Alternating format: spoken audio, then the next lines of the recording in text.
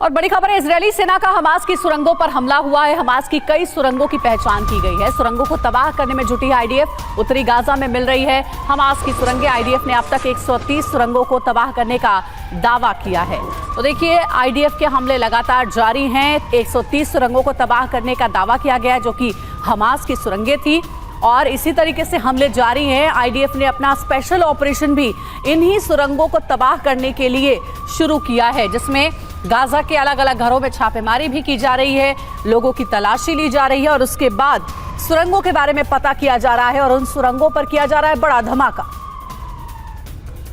तो आईडीएफ ने अब तक 130 सुरंगों को तबाह करने का दावा किया है और इस पर नजर डालते हैं जल्दी से। इजरायली सेना गाजा पट्टी के अंदर घुसकर स्पेशल ऑपरेशन के तहत हमास के लड़ाकों को चुन चुन कर मार रही है। लेकिन इन सब के बीच आईडीएफ के लिए सबसे बड़ी चुनौती अगर कुछ है तो वो है गाजा पट्टी के नीचे बनी सुरंगें, उनका पूरा नेटवर्क।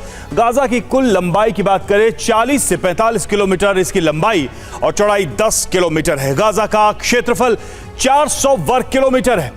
गाजा के घने इलाकों में हमास की सुरंगें हैं। स्कूल, अस्पतालों, मानवीय संस्थानों के पास सुरंगें हैं। गाजा में 500 किलोमीटर लंबी सुरंगों का पूरा नेटवर्क है, जाल है और सुरंग में रखे गए माइंस से बचना एक बड़ी चुनौती है। आईडीएफ पर सुरंगों से लगातार हमले हो रहे हैं। कमांड सेंटर हथियारों के लिए इस्तेमाल किया जाता है इनका, और आईडीएफ ने अब तक 130 सुरंगों को नष्ट कर दिया है। हमास के सुरंगों से कई हथियार भी बरामद किए गए। ऑपरेशन सुरंग से पहले खुफिया एजेंसियों से मदद ली जा रही है और एंट्री तलाशने में रोबोट, स्निफर डॉग्स की भी मदद ली जा रही है। रोबोट की मदद से सुरंग के अंदर के इलाकों की पड़ताल की जाती है और याहलोम यूनिट के कॉम्बैट इंजीनियर ऑपरेशन में शामिल हैं। सुरंगों की एंट्री तबाह करने के लिए बुलडोजर का इस्तेमाल किया जा रहा है। खुफिया विंग आम लोगों से भी जानकारी जुटा रही है और इस तरीके से सुरंगों के इस नेटवर्क को तबाह और बर्बाद करने की कोशिश की जा रही है, क्योंकि सबसे बड़ी चुनौती इजराइल के सामने, आईडीएफ के सामने ये सुरंगों का नेटवर्क ही है। और गाजा को पहले चारों तरफ से घेरने के बाद इजराइल की फौज गाजा के कोर में भी पहुंच गई है। आईडीएफ ने अब तक 5 चरण में गाजा युद्ध को लड़ा है, उस पर जल्दी से नजर डालते हैं। पहला चरण जब इजरायली फौज ने जमीन से हमला बोला और गाजा की तरफ आगे बढ़े। वहीं दूसरा चरण था गाजा पर ताबड़तोड़ एयर स्ट्राइक का, जिसके बाद हमास के ठिकाने धराशायी हो गए। तीसरे चरण की बात करें, इसमें इजरायली नेवी ने समंदर से गाजा पर हमला बोला, जबकि चौथे चरण में इजरायली फोर्स ने बमबारी करके गाजा के कई गड्ढे बना दिए और उसी के जरिए टनल तक पहुंचे।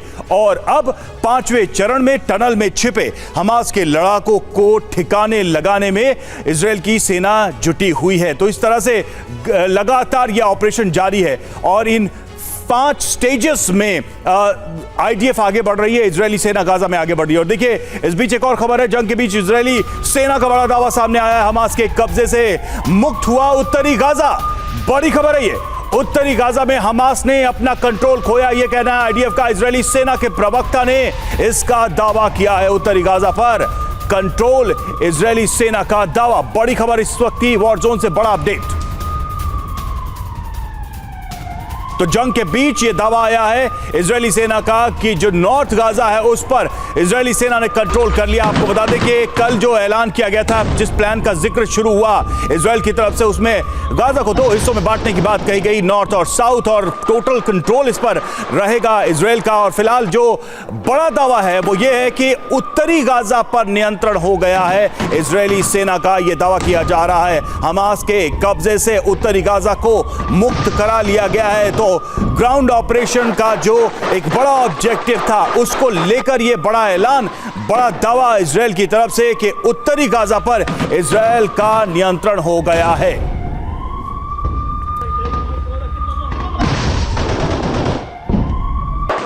तो इजरायली सेना के प्रवक्ता ने यह दावा किया है, नॉर्थ गाजा इजरायल के कंट्रोल में।